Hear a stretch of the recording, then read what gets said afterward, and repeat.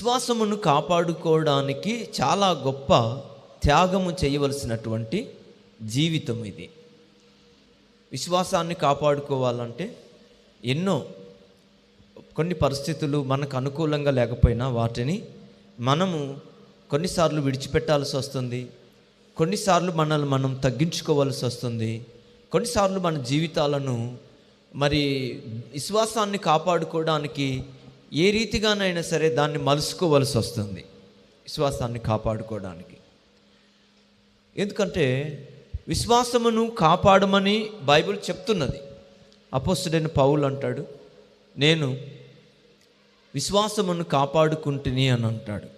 అంటే విశ్వాసాన్ని కాపాడకపోతే విశ్వాసం మనలో నుంచి అంతకంతకు క్రమేణా అది తగ్గిపోయి కొరత పడేటువంటి పరిస్థితి ఉంది. విశ్వాసము కొంచెం మనలో నుంచి తొలగిపోయే కొద్దీ మనము మరలా విశ్వాస భ్రష్టులమైపోయేటువంటి అవకాశం ఉంది. అంటే అది విశ్వాసం మనలను దేవుని మార్గంలోనికి రావడానికి దేవుడు ఎందుకు మనకు ఈ విశ్వాసాన్ని మనలో ఆయన కలుగజేశాడో ఆ విశ్వాసం యొక్క స్థితిని మనము గ్రహించలేనప్పుడు అది చివరికి మనలను విశ్వాస భ్రష్టులుగా మార్చేస్తుంది. కాబట్టి అనేకులు విశ్వాస భ్రష్టులై తొలగిపోతున్నటువంటి కాలాన్ని కూడా మనం చూస్తున్నాము. కాబట్టి ఈ చివరి దినాలలో ఎక్కువగా ఈ విశ్వాసాన్ని కాపాడుకోవలసినటువంటి అవసరత మనకుంది. ఎందుకంటే విశ్వాసానికి గొప్ప పరీక్ష ఉంది. గుర్తుపెట్టుకోవాలి, విశ్వాసానికి గొప్ప పరీక్ష ఉంది. విశ్వాసము పరీక్ష ద్వారా నిలుస్తుంది. పరీక్ష లేకుండా విశ్వాసము కూడా నిలబడలేదు. ఒక పరీక్ష ఉంటేనే విశ్వాసము కూడా నిలబడుతుంది. కనుక ఈ పరీక్షలో దేవుడు కొన్నిసార్లు మనల్ని పరిశీలించినప్పుడు ఈ పరీక్ష ద్వారా ఆయన మన విశ్వాసాన్ని కనబరచడానికి, అంటే నీలో విశ్వాసం ఉన్నది అని నువ్వు జనముల ఎదుట కనబడడానికి, నేను ప్రభువుని నమ్ముకున్నాను, నేను ప్రభు బిడ్డనై ఉన్నాను అని నువ్వు చెప్పడానికి, అనేకుల ఎదుట నువ్వు ఒక విశ్వాసిగా నువ్వు కనబడడానికి విశ్వాసానికి ఒక పరీక్ష వచ్చింది. ఆ పరీక్షలో మనము నిలవబడాల్సి వస్తుంది. నిలవబడి విశ్వాసాన్ని మనము కనబరుచుకోవాలి. అవును, ఇదిగో నేను దేవుణ్ణి నమ్ముకున్నాను, నాకు ఈ శ్రమ వచ్చింది, నేను ప్రభు బిడ్డనై ఉన్నాను, నేను రక్షించబడి ఉన్నాను, కాబట్టి నాకు కలిగినటువంటి ఈ శోధన, నాకు వచ్చినటువంటి ఈ యొక్క సమస్యల్లో నుంచి నేను వీటన్నిటిని తాలుకొని ప్రభు కొరకు నిలబడ్డాను అన్నటువంటిది ఒక పరీక్ష అన్నమాట. యేసు ప్రభు ద్వారా రక్షణ ఉంది. అందరూ పాపం చేసిన వాళ్ళే, ఒక్క ప్రభువు మాత్రమే నీతిమంతుడు, పరిశుద్ధుడు. ఆయన పుట్టుక పవిత్రమైనది, ఆయన మహాప్రభావము కలిగిన వాడు, ఆయన మాత్రమే మృతి నుండి తిరిగి లేచినటువంటి వాడు, నిరంతరము జీవించుచున్నవాడు, ఆయనే మనకు జీవమునిచ్చేవాడు, పరలోకం చేర్చేవాడు, పరలోకానికి నడిపించేవాడు ఆయనే. అందుకని నేను ఆయనలో జీవమున్నదని ఎరిగి ఆ ప్రభువు నన్ను దర్శించాడు కనుక నేను ప్రభువుని నమ్ముకున్నానని ఆ యవనస్తుడు సాక్ష్యం ఇచ్చాడు. అంటే దీని అర్థం ఏంటి? ఇంతమంది ఇన్ని రకాల మాటలు మాట్లాడిన తర్వాత, అనేకులు చంపేస్తామని బెదిరించిన తర్వాత, ఇక్కడ ఆయన చేసిన పని ఏంటంటే విశ్వాసాన్ని ఇప్పుడు కాపాడుకోవలసినటువంటి సమయాన్ని ఆయన చెప్తున్నాడు. నేను ఇప్పుడు విశ్వాసాన్ని కాపాడుకోవడం అనేది నాకు ఒక పెద్ద పరీక్ష అన్నాడు. ఎందుకంటే ఇటు కులము అయిన వాళ్ళు, బంధువులు నన్ను బెదిరిస్తున్నారు, చంపుతామని బెదిరిస్తున్నారు. నీకు డబ్బు కోసం ఏదైనా అవసరమైతే నువ్వు ఈ పని చేయొచ్చు కదా, ఆ పని చేయొచ్చు కదా అని కొంతమంది మమ్మలను, నా భార్యను, తల్లిదండ్రులను, పిల్లలను హీనంగా సులకన చేసి మాట్లాడుతున్నారు. ఇంతమంది ఇన్ని రకాలుగా మాట్లాడేటువంటి సమయంలో నేను విశ్వాసమును కాపాడుకోవడమే నాకు ఒక పెద్ద పరీక్ష అన్నాడు. హల్లెలూయా. నిజమే. ఎందుకంటే ఆయన జీవితాన్ని ఒక్కసారి ఆయన చెప్తున్నటువంటి మాటలను మనము గ్రహించగలిగితే వాళ్ళ విశ్వాసాన్ని వాళ్ళు కాపాడుకోవడానికి ఎంత ప్రయత్నం చేస్తున్నారో మనకు అర్థమవుతుంది. కనుక ప్రతి క్రైస్తవుడు, దేవుని నమ్ముకున్న ప్రతి వ్యక్తి విశ్వాసాన్ని కాపాడుకోవలసినటువంటి రోజులు ఇవి. నీవు విశ్వాసాన్ని విడిచిపెట్టేసి మనము కొంతమంది విశ్వాసమును విడిచి లోకంలోనికి తొలగిపోయినట్లు మనము ప్రభువును విడిచి వెళ్ళిపోయేటువంటి దినాలు కాదు. విశ్వాసమును గ్రహించలేనటువంటి స్థితిలో ఉండగలిగినటువంటి రోజులు కాదు. నిరంతరము నువ్వు నీ విశ్వాసాన్ని నువ్వు పరీక్షించుకొని నీ భక్తిని నువ్వు ఎట్లా నీవు కాపాడుకుంటున్నావో, ఎట్లా నువ్వు ప్రార్థన చేస్తున్నావో, ప్రభు సన్నిధికి నువ్వు ఎలా నడుస్తున్నావో, నీవు ఉంటున్న నీ చుట్టూ ఉన్నటువంటి నీ యొక్క జనముల మధ్యలో నువ్వు ప్రభువుని ఎరిగిన బిడ్డగా నువ్వు ఎలా సాక్ష్యం ఇస్తున్నావో, నువ్వు ఎలా బ్రతుకుతున్నావో అని అనేకుల్లో కనబడుతూ నీవు జీవించవలసినటువంటి రోజులు ఇవి. ఎందుకంటే ఇది మన కాలం. ఇది చెప్పండి, ఎవరి కాలం ఇది? ఇది అన్యజనుల కాలం. ఇది ఎవరి కాలం? ఇది అన్యజనుల కాలము. అన్యజనులమైనటువంటి మనకు దేవుడు ఒక కాలాన్ని ఇచ్చాడు. దేవుడు అన్యజనులకు దేవుడు ఒక కాలం ఇచ్చి ఈ అన్యజనులైనటువంటి వారికి సువార్తను ప్రకటించాలని, అన్యజనులను దేవుడు తన ప్రజలుగా స్వీకరించడానికి ఇష్టపడి, ఎందుకంటే దేవుడు అందరికీ ఒక్కడే కాబట్టి. అవునా కాదా? మీరు చూడండి, ఒక మాటను చదవండి. పత్రిక 3వ అధ్యాయం 29వ వచనము. దేవుడు యూదులకు మాత్రమే దేవుడా, అన్యజనులకు దేవుడు కాడా? అవును, అన్యజనులకును దేవుడే. చూడండి, దేవుడు అందరికీ ఒక్కడే అని బైబిల్ ఎందుకు ఇంత స్పష్టంగా చెప్తున్నది? దేవుడు ఒక్కడే, అందరికీ దేవుడు ఒక్కడే, అందరికీ దేవుడు ఒక్కడే. యూదులకైనా ఆయనే దేవుడు, అన్యజనులకైనా ఆయనే దేవుడు, అందరికీ దేవుడు ఒక్కడే.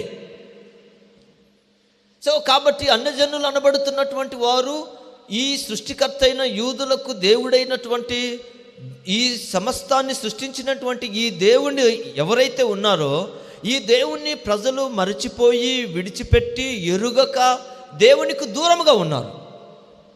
మరి ఇప్పుడు దేవునికి దూరముగా ఉన్నటువంటి అన్యజనులను దేవుడు చేర్చుకోవాలనా లేదా? రక్షించాలనా లేదా? ఆయన వారికి కూడా దేవుడుగా ఉండవలసిన అవసరత ఉందా లేదా? ఉంది కదా. కాబట్టి అందరికీ దేవుడు ఒక్కడే అయి ఉన్నప్పుడు అందరినీ రక్షించుకోవలసిన బాధ్యత, అందరినీ నిత్య జీవంలోనికి చేర్చుకోవలసినటువంటి బాధ్యత దేవునికి ఉంది. కాబట్టి సువార్తను అన్యజనులకు ప్రకటించండి, అన్యుల దగ్గరికి వెళ్ళి సువార్తను మీరు తెలియజేయమని చెప్పి దేవుడు కొంతమందిని ఏర్పాటు చేసుకున్నాడు.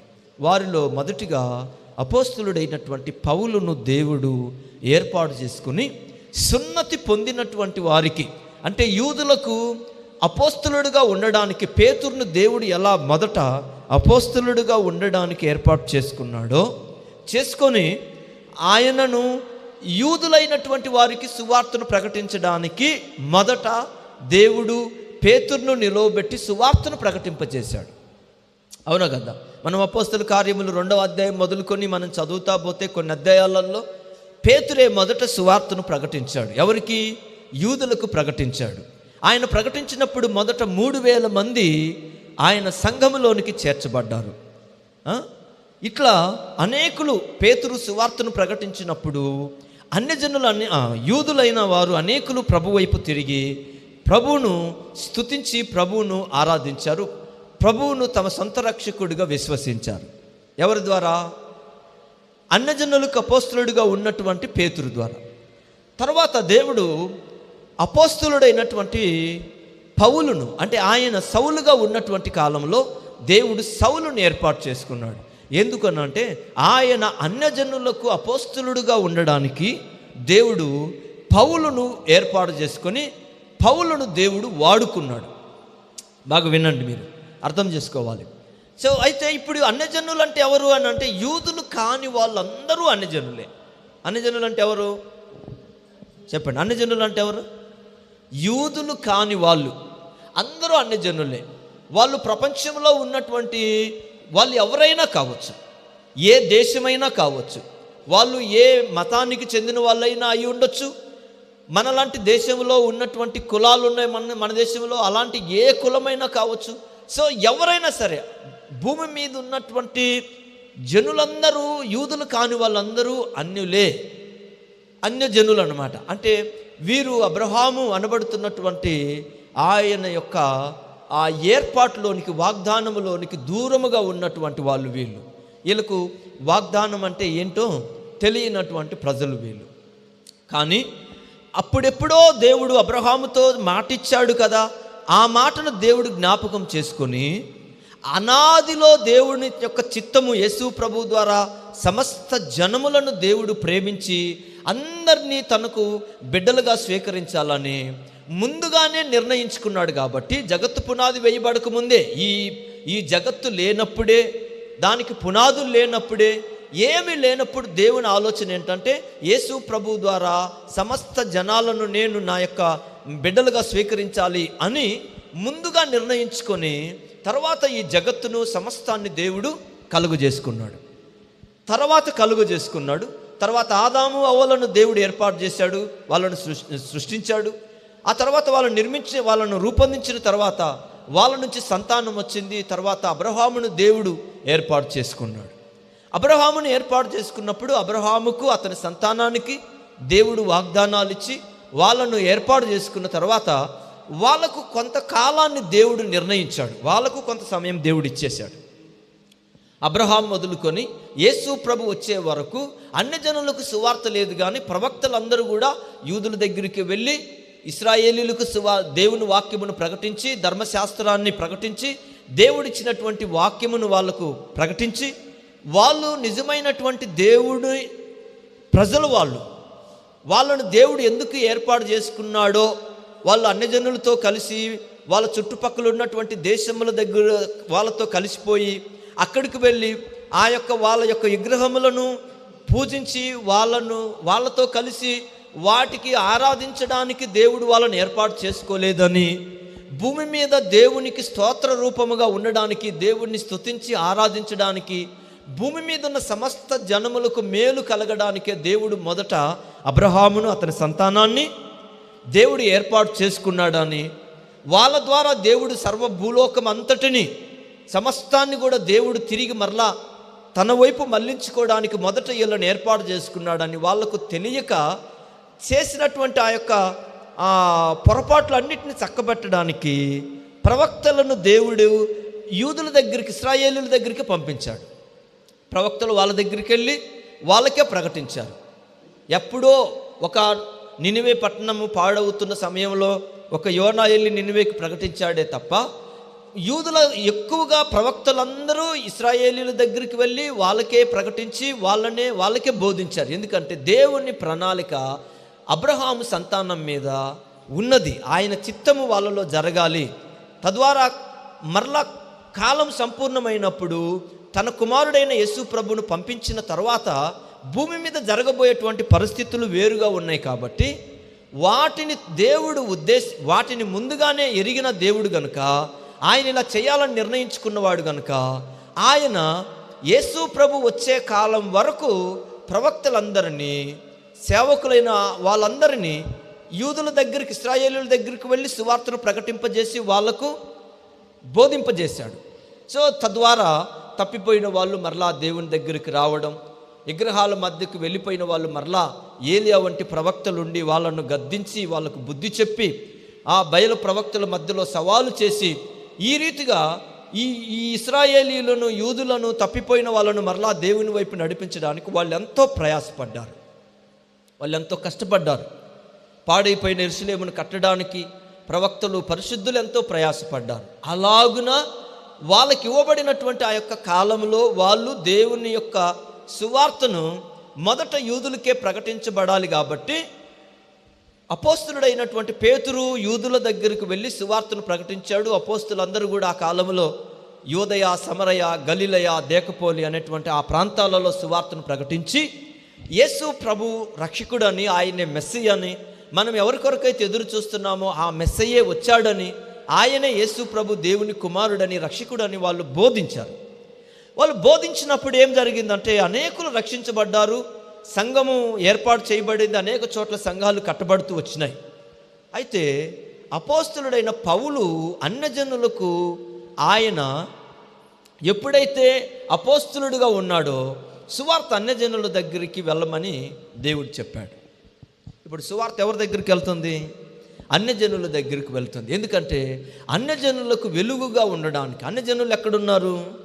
అన్యజనులు చీకట్లో ఉన్నారు, గాఢంధకారంలో ఉన్నారు, విగ్రహాల మధ్యలో ఉన్నారు, అనేక దురాచారాల మధ్యలో, మూఢనమ్మకాల మధ్యలో సృష్టిని ఆరాధించుకుంటూ, సృష్టికి భయపడుతూ, సృష్టిని మాత్రమే నమ్ముతూ బ్రతుకుతూ ఉన్నారు. అందుకని ఇప్పుడు అన్యజనులు చీకట్లో ఉన్నారు కనుక జనులకు వెలుగు ప్రచురింపజేసి ప్రజలను వెలుగులోకి తీసుకురావడానికి ఆయన అపోస్తలుడైనటువంటి పౌలును మొదటిగా ఏర్పాటు చేసుకొని సువార్తను ఆయన ద్వారా ప్రకటింప చేయడానికి అనేక ప్రాంతాలకు పంపించారు.